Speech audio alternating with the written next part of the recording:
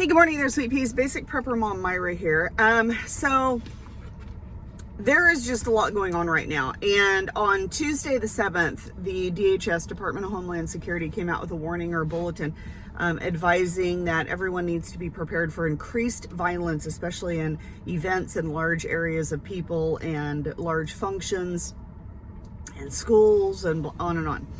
And I have school of thoughts on that. First of all, it is concerning that the DHS would put something out there to the public like that. Because in my mind, that may create some sort of mass hysteria. That may create some mass paranoia. The other thought is, well, they obviously know something that we don't, and what kind of violence are they talking about? Are they talking about, out of country violence? Are they talking about like terrorists? Are they talking about just people in general? And then there's let me put my little tinfoil hat on here.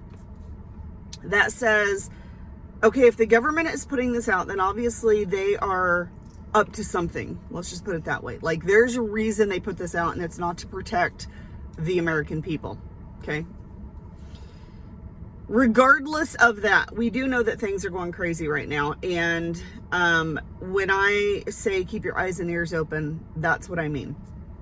Be very aware of your surroundings. Be very aware of who's around you. Now, the funny thing about all of this is in our family, and I'm going to try to be very careful about what I say because I don't want to be flagged on anything. But in our family, we have talked about our defensive strategies and our defensive tools and implementation of them. And we've kind of discussed it here and there, but to be honest, and as much as I say, hey, do this, do this, do this, I have really lacked in sitting down with the family and saying, okay, we need to run over what the plan is. Kind of talked about it. Okay, this is what we're not really have an actual solid plan. And I think I probably just took it for granted that, well, my family's just going to know. Like, we are pretty versed in stuff like that, and we're pretty smart about stuff like that. So we'll just know. And I have to realize that you can't take stuff like that for granted. You have to put things into action. So the weird thing about all of this is last night I had to run to the store, and it was like 9 o'clock at night. And I was like, oh crap, I forgot something. And so my youngest was like, well, I want to go. I said, okay. So we go to the store. The store is not that far from our house. It's literally like 4 miles from my house, if that. Okay. And so on the way back from the store, she sees a police cruiser, and it was not one of ours, like in our county or our city. It actually was from a different city down the hill. And she goes, well, that's odd. And I said, well, why is that so? Well, seeing them up here, wonder why they're up here. And I said, they could live up here. Sometimes they bring their cruisers home, their cars home, their vehicles home.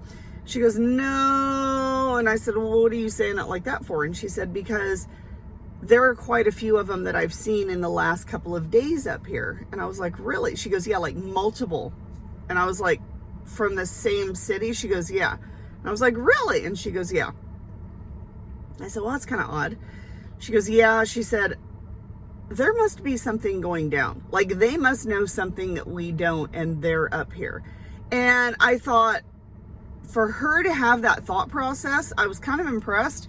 And I kind of blew it off. I was like, nah, that can't be it, because she's still young. She's still 17, and I don't want her totally freaked out. And I said, yeah. I don't think so. I said, maybe there's something else going on. So then she says, we need to have a family plan. And I said, you're right, we do. And she goes, no, like, we need to know what's going on. And I said, you're right, we do. And so we pull into the driveway, and she goes, okay, this is what's going to happen first. The first thing that we're going to do is this. And I was like, yeah, that is the first thing that we do.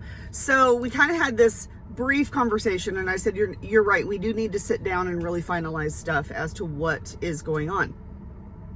And she goes, well, all I know is that if I start hearing rat-a-tat-tats, I'm gonna rat-a-tat-tat back. And I stopped and I looked at her, because my kid's kind of funny that way. And I said, well, I understand that, but you first have to assess if that rat-a-tat-tat is a family member or friend, or if the rat-a-tat-tat is from somebody bad that you don't want there. And she goes, yeah, I do have to do that first. I was like, yeah, that would be great, thanks. So thought that was actually kind of put in a funny context, because that's exactly how she said it. But it definitely solidifies the fact that we need to really make those plans solid. I do think that we're going to see an increased violence. I do think that things are going to get worse.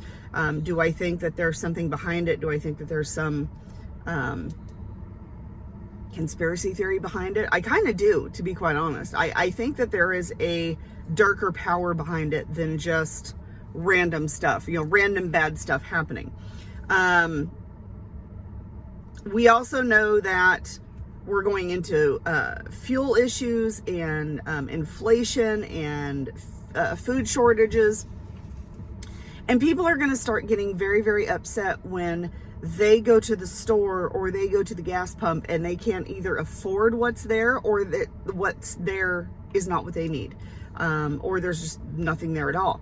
So that's going to increase the violence in people, because people are going to do whatever they can to get what they want. And if you want it, or if you have it and they want it, they're going to get it.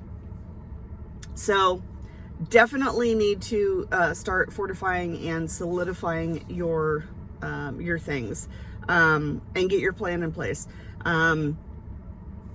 Whether your plan is bugging out somewhere else, whether your plan is, hey, we have to stay and fight kind of situation, make sure that you get your plans in place. China has been really stockpiling a lot of stuff. They